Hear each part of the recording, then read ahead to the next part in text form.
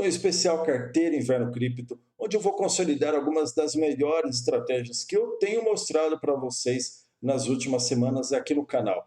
E por que essas estratégias, né, meu amigo?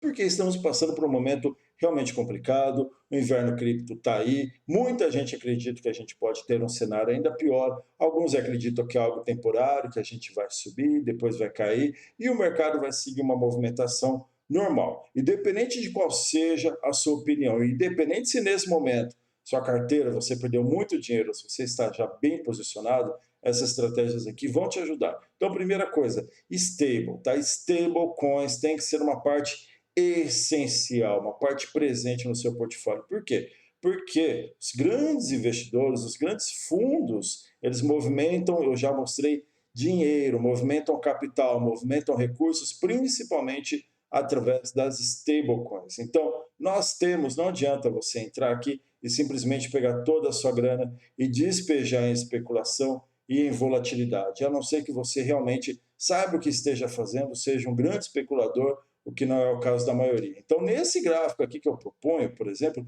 nós temos uma boa parte aqui em stablecoins. Stablecoins, você já deve saber, é toda moeda aqui que é pareada com uma moeda fiat. Então, seja USD, seja a libra esterlina, seja o ien japonês, por exemplo.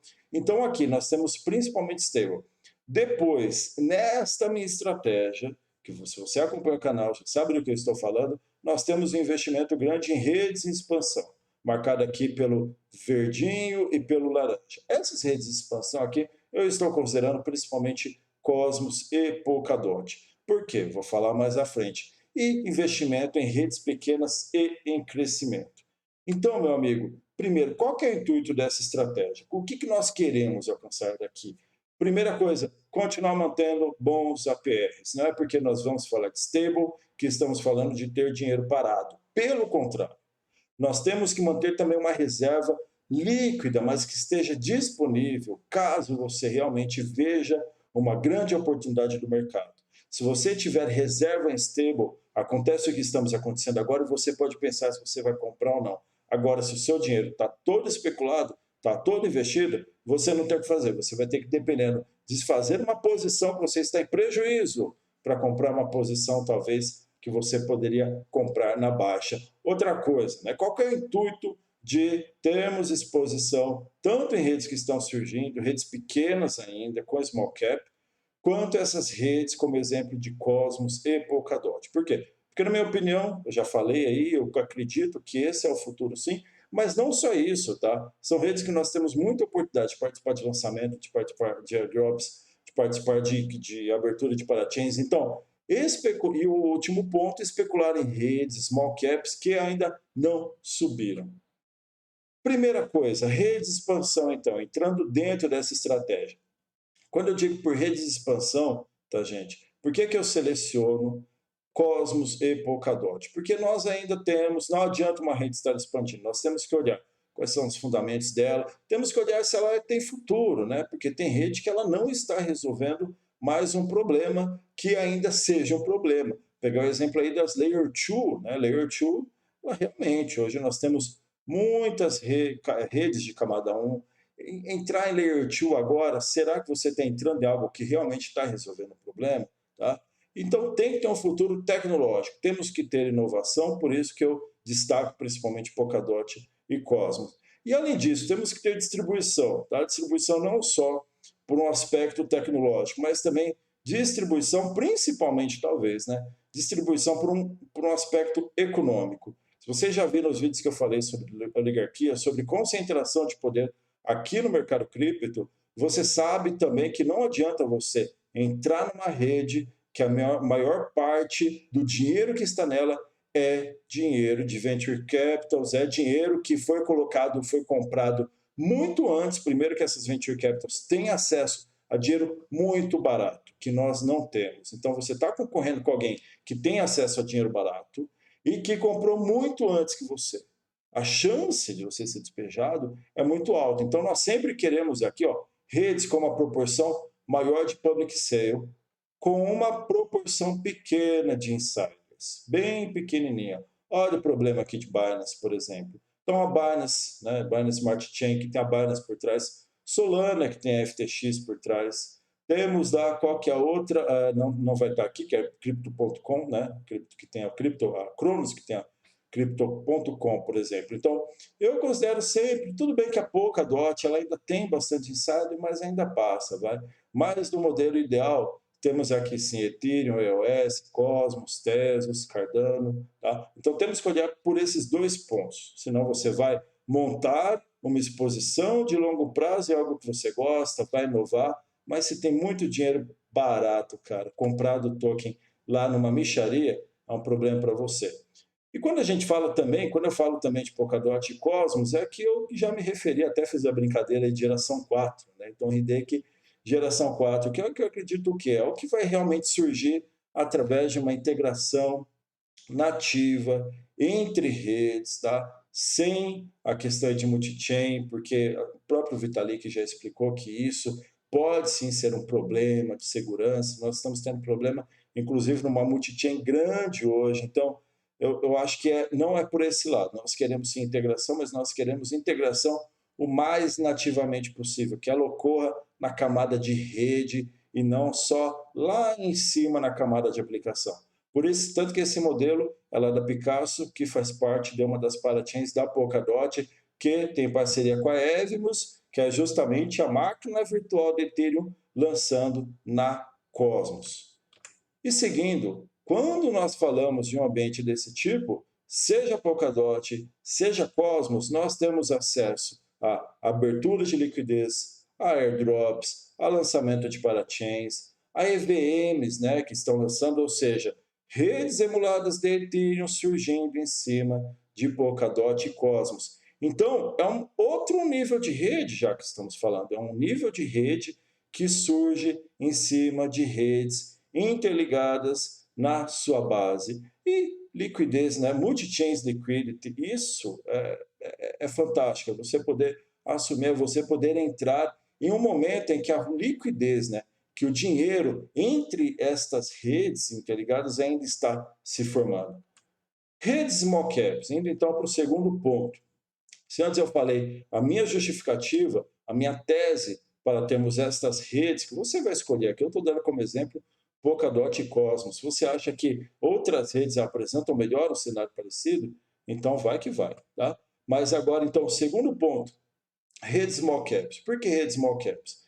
Nós podemos olhar entre as redes small caps aquelas que têm um TVL crescendo, mas ainda pequeno, um market cap também pequeno, sem exchanges grandes por trás, porque nós não queremos esse cenário aqui, ó, tá? Mesmo numa exchange pequena, e que ainda não cresceram. Principalmente que não cresceram no ano passado, porque ano passado nós tivemos a expansão muito pesada de algumas redes, né? Então, tomar cuidado com aquelas que já bombaram muito ano passado. Pegando como exemplo o relatório de Dev Report, que eu mostrei para vocês aqui num vídeo exclusivo sobre ele, que é o relatório de desenvolvimento. Depois que eu fiz aqui, teve inclusive aquele canal grande americano, que fez também, mas ele fez depois de uma semana que eu tinha feito aqui. Eu sei que ele nem viu meu canal, porque é pequeno, mas nós fomos adiantados em falar sobre esse relatório. Então, numa das partes desse relatório, tá? Ele cita outra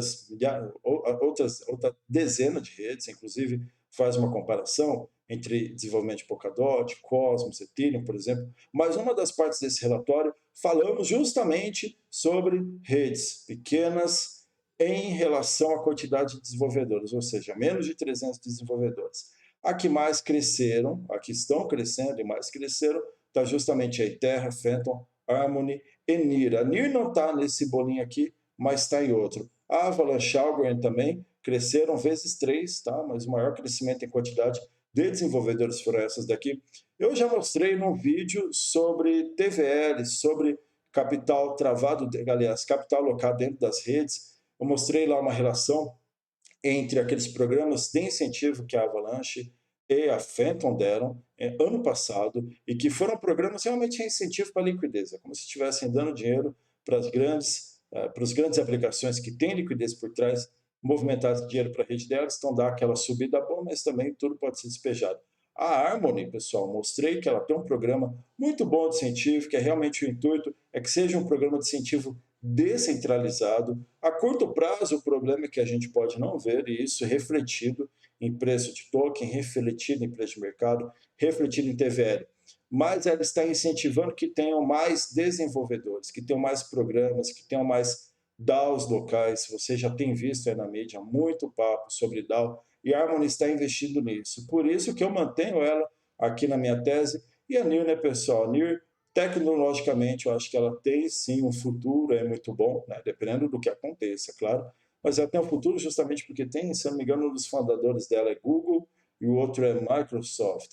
São dois caras fora de mercado, tem que dar uma pesquisada para fazer um vídeo, fazer um material só sobre ela, mas eu acho que é algo que vale a pena. Sim, são exemplos de redes que não cresceram muito. A Phantom cresceu, a Terra já cresceu bastante, então toma cuidado, tá aí, porque estava nessa parte do relatório, mas eu acho que ainda dá para ficar de olho. E falando em market cap TVL, tá? Olhando lá, principalmente lá dentro da DeFi Lama, nós temos a Harmony lá numa posição, inclusive, pessoal, atrás de Osmosis. Olha só, Osmosis, que é uma das redes aqui da Cosmos, né? Então, se for falar, tem exposição de mercado, a Harmony tem uma exposição maior do que a Osmosis. A Osmosis, ela é bem segregada, ainda está dentro aqui da Cosmos e mesmo assim já está com esse TVL aí.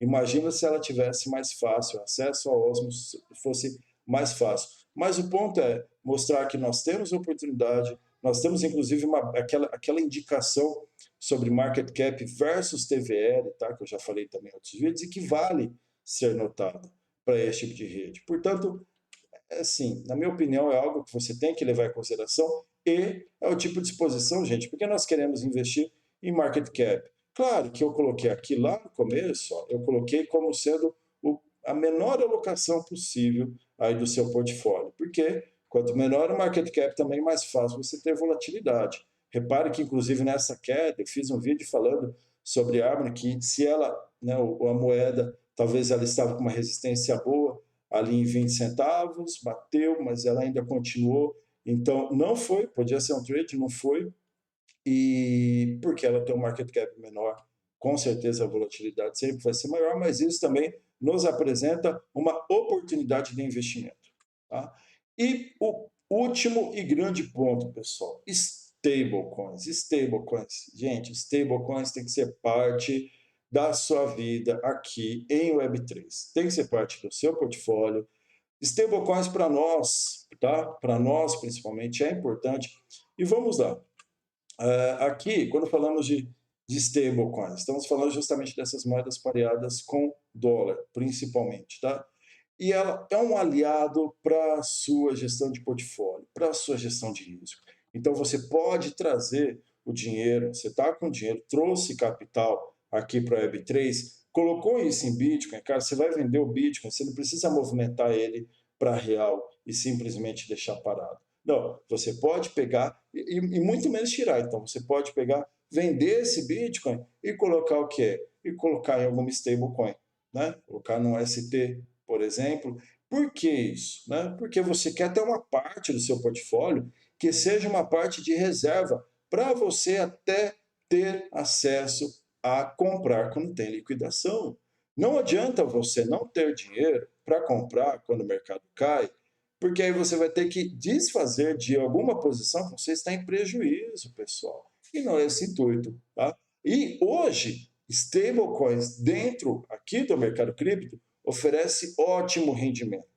Por quê? Porque você pensa o seguinte, dependendo, você já investiu, já colocou dinheiro em alguma coisa lá que tinha um APR de 200%. Só que você coloca a APR de 200%, vamos supor 10%, enfim, 3%, vamos supor 2% ao mês, 5% ao mês, você coloca um APR alto, só que em compensação, provavelmente a moeda pode ser uma moeda inflacionária. Então, a própria PR não vai compensar o que você está perdendo naquela moeda. O próprio PR não vai compensar o prejuízo que você vai ter nela. Adianta você ter uma PR de 200% se o token vai desvalorizar 500% no ano?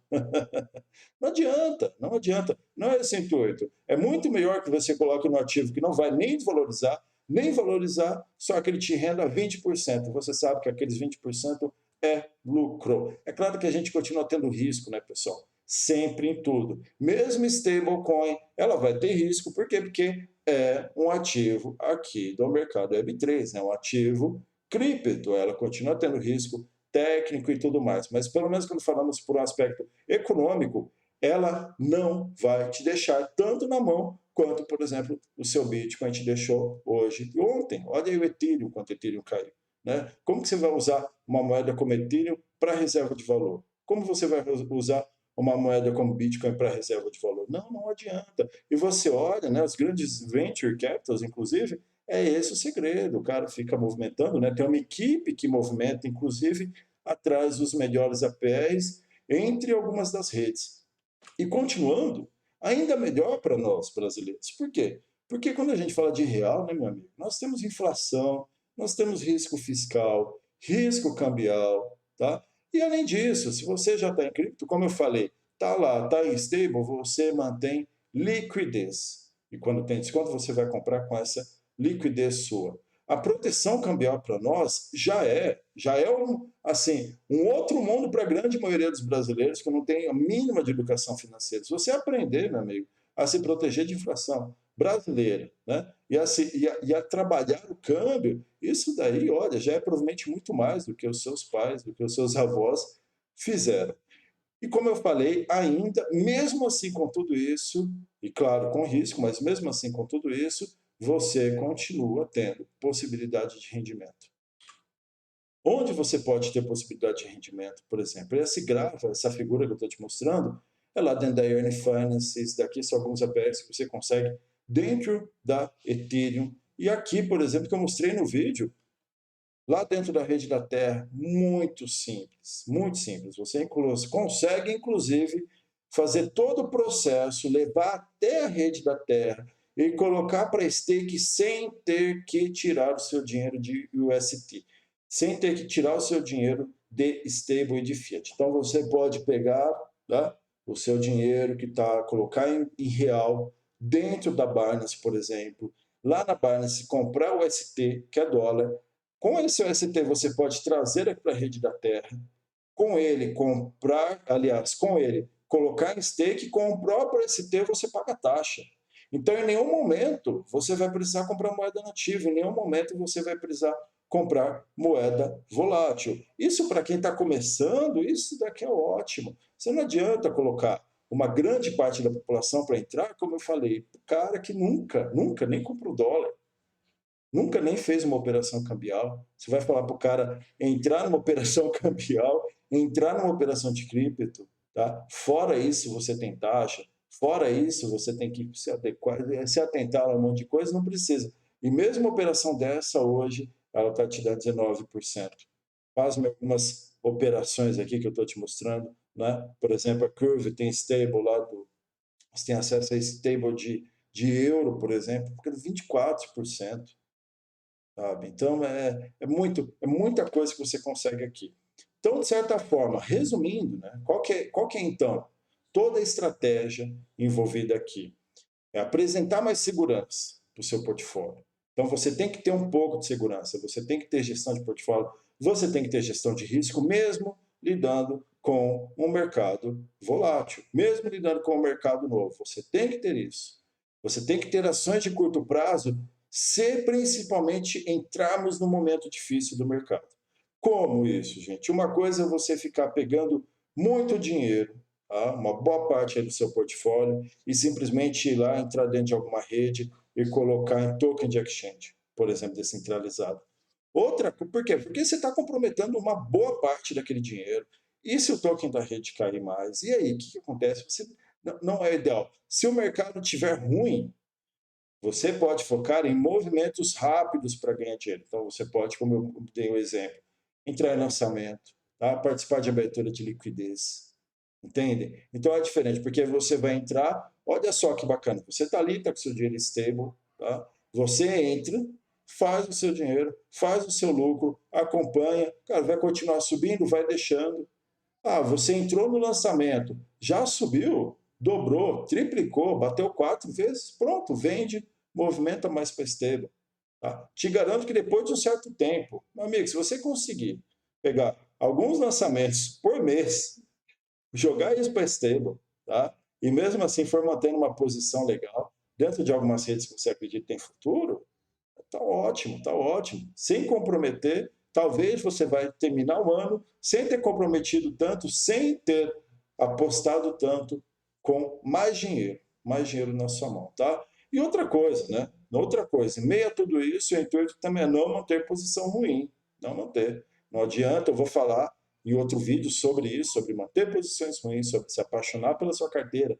Não é esse o intuito. Você vê que o intuito é justamente sermos muito frios, muito diretos com o mercado, porque você vai entrar no modo agora de fazer dinheiro, sem perder dinheiro. Esse é o principal, fazer sem perder, tá bom? Então, eu espero que você tenha gostado desse vídeo, espero que você tenha gostado desse material e que ele te ajude nas suas decisões, independente do que vier daqui para frente. Independente se até o final do ano o Bitcoin tiver 100 mil ou se até o final do ano o Bitcoin tiver 15 mil. Você vai conseguir se dar muito bem com isso. Espero que você tenha gostado. Lembrando que nada disso é conselho financeiro. Tá? Que eu estou te mostrando aqui, uma análise, são opiniões, e você deve fazer a sua. Lembrando que todo dinheiro em cripto pode simplesmente ser perdido, seja em stable, seja em Bitcoin, seja em moeda de rede. Portanto, cuidado, meu amigo, e um grande abraço.